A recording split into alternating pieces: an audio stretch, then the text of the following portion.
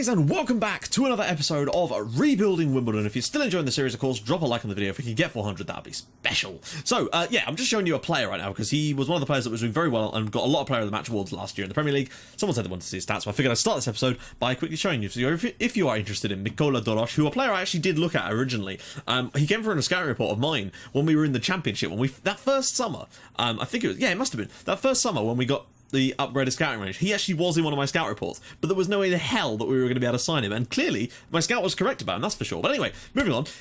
We've got some games this month, of course, to take a look at. It's been a strange one. Like, we've played well in the matches this month. I just think that this run of good form that we were on was going to have some hiccups in it from time to time. I still think we're playing well and doing well, so I'm certainly not worried about it, but it certainly is something that's worthy of taking note of. Anyway, guys, enjoy the highlights, and I'll join you guys in a sec for the Hearts game.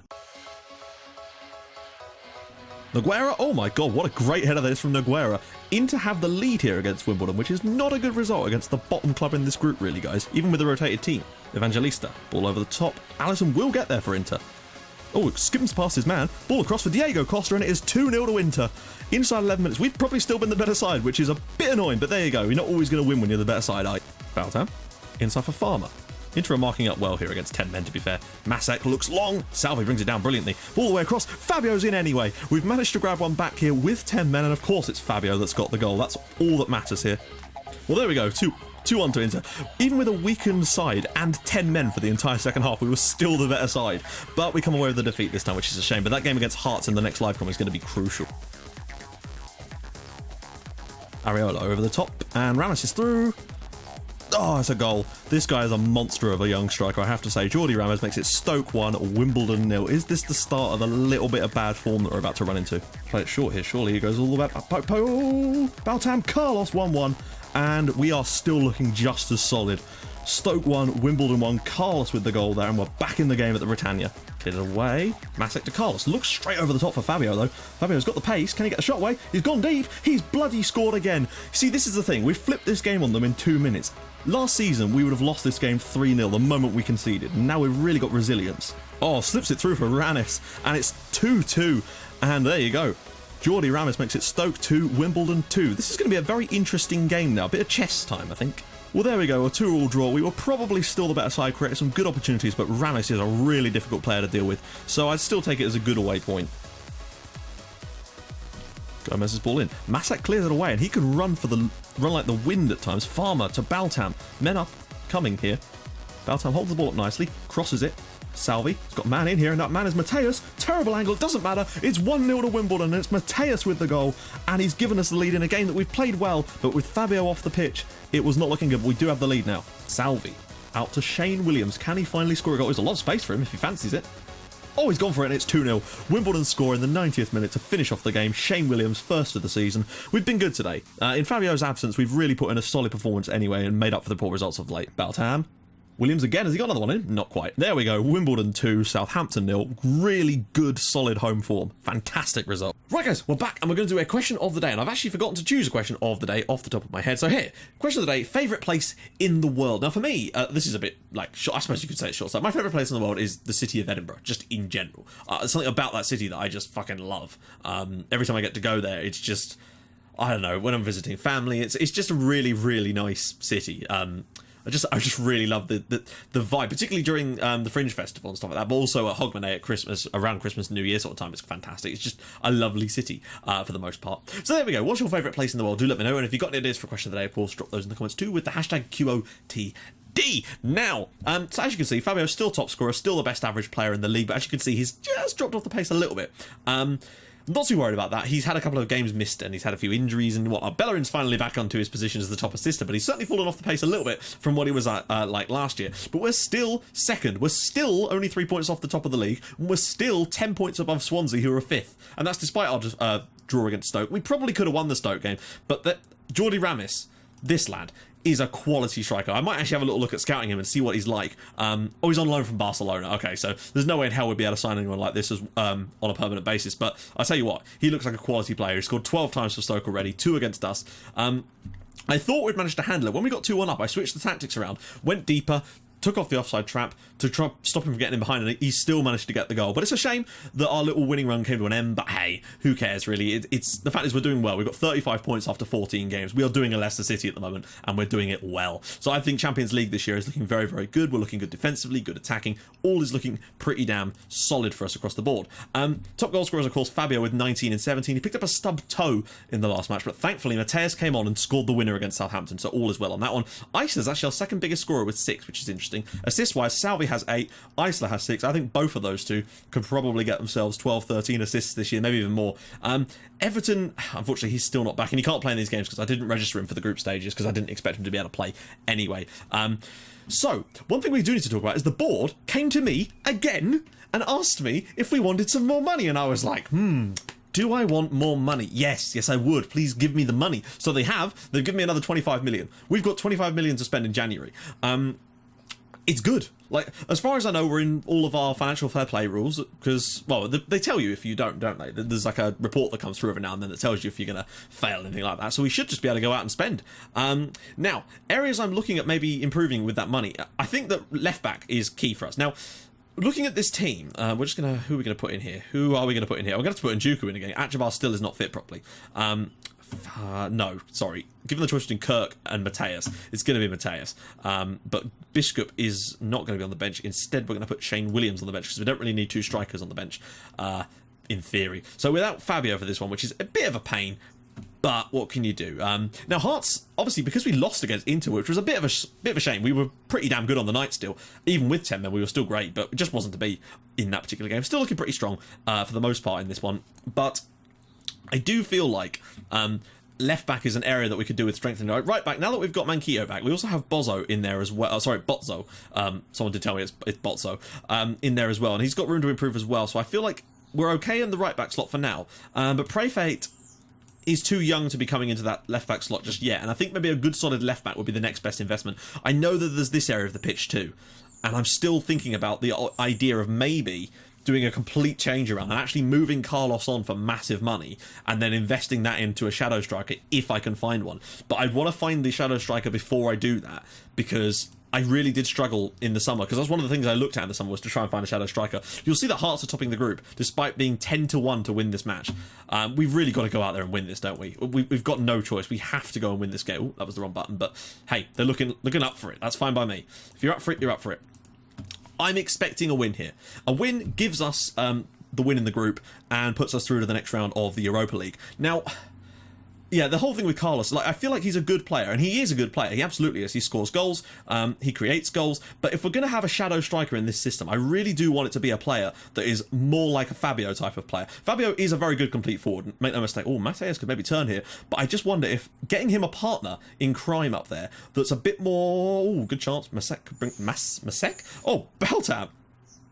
Oh, it was blocked. Okay, Jordan McGee managed to block it. But yeah, I just wonder if maybe a better partner in crime in that position could be the sort of the kingmaker of this tactic, because for the moment we're doing fantastically well even with it, but I think that's the tactic itself is looking very, very solid. But I just wonder, with a good shadow striker player and a good deep line forward, because Fabio plays fantastic no matter where he plays, so that's good, that's sorted. But I just wonder, or maybe we go the other way and look for a new deep line forward type of player. That way we can push Fabio back and play him as the shadow striker instead. I'm not entirely sure at this moment. If we could find ourselves an incredible deep line forward, I'd be tempted to go down that route instead. It just depends on what's out there, really, doesn't it? As in all of these situations. And I hate looking for players in January, because it actually seems to mimic real life sometimes. It's more difficult to find good ones in January, I find, because I have less time to scout any ones that do come through in scout reports. So I have to take risks. And the only time that's ever worked for me was that one summer where we were struggling a little bit, signed some great players, and then we were brilliant. Ramsdale was one of the ones we brought in. Salvi's through. Masek. Oh, we're looking good so far. Half an hour gone, we've had all the chances. Look at that. 73% possession so far. Look at this. They've not created a single key pass. Right, okay. This is outrageous now. We're going to have to go down this... we're going to go down the right flank, because there's no point in putting it to Baltam because he's playing as an inside forward. We're going to press them as high as we can. We're going to push that up there as well. We're going to be more expressive. Why not? We have to win this match. I've never seen us... Oh, actually, I might up the tempo as well. I don't know if I did that. We'll see. We have to get the win here. Even if it's just 1-0 at the end. Because they're obviously going to sit and defend, because they don't need to win. A draw for Hearts is enough to see them win this group amazingly. And it'll be one hell of a group win. To win a group, if you're Hearts, with us in the form that we're in, and Inter Milan. Oh, hello, Salvi's through again. Can he pull it across? Blocked again. This is going to be a backs against the wall job, but we do need to get more shots on target. Right, okay. I don't want to go much higher just yet, because I don't know if we've quite got the ability in the players to get that sort of tempo going. Carlos, though, can he get that shot away? Goes back out wide for Salvi. It is going to be so difficult. I have a horrible feeling this could be another 0-0. They defended strongly against us, or even worse, they'll do nothing the entire match and catch us on the break. The possession stat is actually falling even further. Baltam, I wish we had Isla available. I really do. Go on, Baltam, get that crossing. Oh, what a chance. If that's Fabio, you have to think that's a goal. I can't believe Mateus has missed that. Here we go again. I just feel like this is going to be relentless until we get that goal. Carlos, out wide for Njuku. We've got to be careful still that we don't get caught out, but we have to get the lead. After we take the lead, we can maybe take the pressure off, but I think 2-0. If we can get it to 2-0, we have to get 1-0 first, of course, but if we can get ourselves 2 goals to the good, I might just say, you know what? Actually, to be fair, at that point, they've probably got no hope, but we're looking very, very good in this game so far. We just need that goal. Here we go. Salvi again. Strikes it, and it's hit the post this time. Good lord, folks. I think tactically there isn't really much more I can do, per se, at this point, because we're dominating this game. We're absolutely thrashing them in terms of chances, possession, shots, blah, blah, blah. But we need the goal. We need the goal. 75% possession now. It's only going up, I think. We've pressed them so deep now that they're going to have to crack eventually, surely. Baltam. Mateus takes the touch, blocked, comes back again. It's a penalty. Really? Jake Livermore? Clattered him, apparently. Well, I mean, maybe we just needed a little bit of luck today, to be honest. That looks like Njuku is stepping up to take it, which is odd, because I don't have him set to take... Oh, it's Baltam. Oh my god, the goalkeeper saved it. Fabio is our default penalty taker, but of course he's injured. I don't know how we've not scored a goal in this match so far. You've got to feel like the goal is coming. It has to be. If we don't win this match... Look at this! Their pass completion is 42%. They've only completed 42 passes, and we've completed nearly 200. 86% of our passes have been completed. Baltam actually has decent penalty stats and decent composure and stuff, and decent finishing as well. I'm a little bit in shock right now, folks. I honestly cannot believe 76% possession. We may have to. I'm going to up the tempo even more. Yeah, I'm actually going to fire them up a little bit more. We need that extra edge. I don't know. 44 key passes in the first half. To be fair, that's only 44 key passes. They made one. They got one. Well, fair play to Hearts. If we don't win this game, it's difficult to know what to do because we're actually creating tons of chances, tons of opportunities. Should we exploit both flanks, maybe? I don't know. We just have to find one goal. We're not hit the target but we still hit the target enough to create 5 clear-cut chances, 4 half chances. This second half needs to just be a relentless onslaught. We need 1 goal to win this match. I don't think we're going to need any more than 1. Farmer's strike, blocked, Mateus, Salvi! What was that?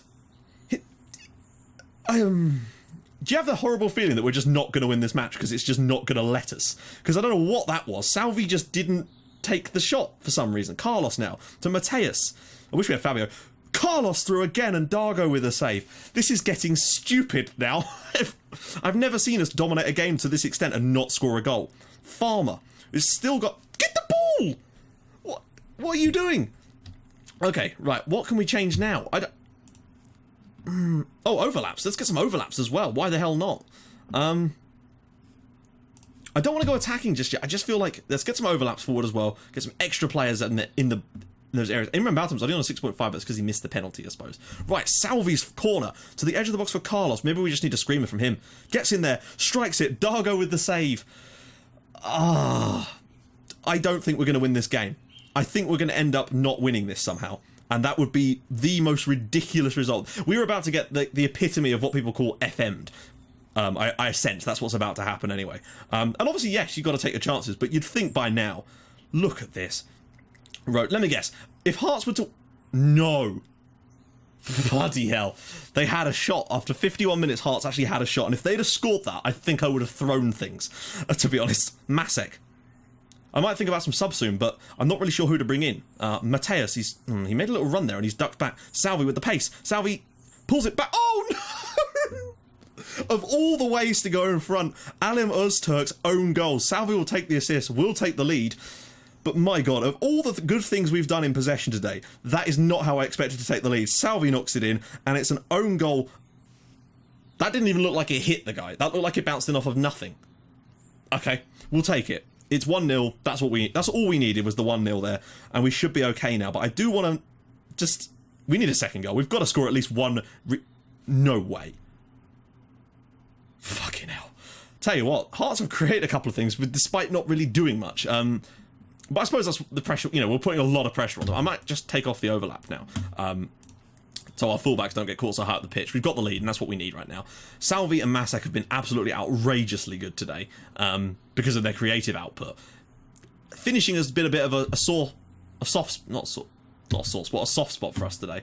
Sorry, my keyboard's gone a bit funny. Masek again. A second goal would make me feel a lot more confident going into the final stages of this match. I think if we score a second goal here, I'll definitely make some subs and try and even things up. Baltam saved by Dargo again. The chances keep coming, but we just cannot put them in the pissing net. This is outrageous. Planic now, it's cleared. If you could go towards the ball, Sammy, that'd be ideal. Oh dear. Salvi's had an odd game. He's a bit of an enigma at times. Okay, changes are afoot now. Planic has not had the best match. We're going to get Bonnie on because I do want to give him some game time. Everyone else is looking calm and collected. That's fine. Baltam, should we give Eisler a little run out just because I could do with getting him some match fitness back at this point. And I might get Kirky on as well. He doesn't get a lot of time, so we'll give him a little run out. If we were to only win this 1-0, it would still be a travesty, but I'd take a 1-0 at this point. I feel like they've got not... Then I just worry about them breaking on us in the final minute and equalising or something, you know? But I feel like if we don't stay pushed up, we're allowing that, and we might actually end up, you know, conceding the goal sort of as a result of that. Look at that. 3 goals for Pauk against Inter. Diego Costa pulls one back. Could Kirk skin his man and get a shot in, maybe? Calm and collected as you like. Ball across. Kirk is in there. That is a bloody lovely bit of play, actually, from Kirk and Manquillo. It's the longest range 1-2 that I think I've ever seen. But here's a landmark. Hearts have got 30% possession now, folks, so that's happened. He drops it out wide, makes a lovely little run into the middle. Manquillo with the first time ball. That is a very, very interesting 1-2. Goalkeeper's very poor there, and it is 2-0 to Wimbledon, finally. Of all people to come off and actually get the goal that we needed there, Adam Kirk. Fair play to him, though. Fair play. I give him a lot of shit sometimes, and sometimes he fucking deserves it, but today... he's done well in his short space of time on the pitch. We're going to get the win against Hearts. I'm just amazed that we haven't scored more goals. But there you go. They've put up a very strong defence, and their goalkeeper today, frankly, should be man of the match. I don't care how good our players have been. Their goalkeeper actually nearly gave them a chance at winning this match. I don't know what rating he's got, but let's have a look. Man of the match was actually Javi Manquillo, surprisingly, with the 9 because of that wonderful assist. No, it was a good win. The win was good, but... the performance that went with it was a little bit funny, gotta say. I just want to quickly see what rating their goalkeeper got. Heart stats. Rating. Right, okay. That's what I don't like. Okay, yes, they conceded 2 goals, but the amount of chances this guy saved, how has he got a 6.6? He's the man of the match in my mind, and that's one of the things I wish they'd fix a little bit, because I think goalkeepers deserve more credit when they, you know, when a team plays badly and he does that, he should still get like an 8 or an 8.5. Because the goal, okay, the second goal was a bit his fault, but still. We're through, we're top of the group, we beat Hearts 2-0, amazingly, after that result. And there we go. So yeah, in the next episode, of course, it will start off with the draw for the next round and stuff. So I'm thinking Fulham, because that's the final day of December, and that will give me the next episode, which I'll be recording tomorrow after that, to do transfer stuff, to sort of maybe try and figure out if we can do some things like that. So I think that's reasonable. There's 4 games in between, all Premier League as well. Newcastle, Everton, Swansea and Arsenal. Tell you what, there's some more points up for grabs though, I have to say. I think there's some more points on the board. Anyway guys, if you have enjoyed this episode and the fact that we're through to the next round, do drop a like on the video, that'd be spectacular. And if you liked it even more than that, please do subscribe to the channel for more videos like this in your inbox every single day at 7 o'clock. And I will join you guys in the next episode for a home game against Fulham, where I really think that, obviously we've got Arsenal at home, and I feel like that's just a shoo-in defeat. But still, there's a lot of good performances to be had, and we're doing fantastically well, so I'm really pleased. I'll see you guys soon. Thank you so much for watching. Bye-bye.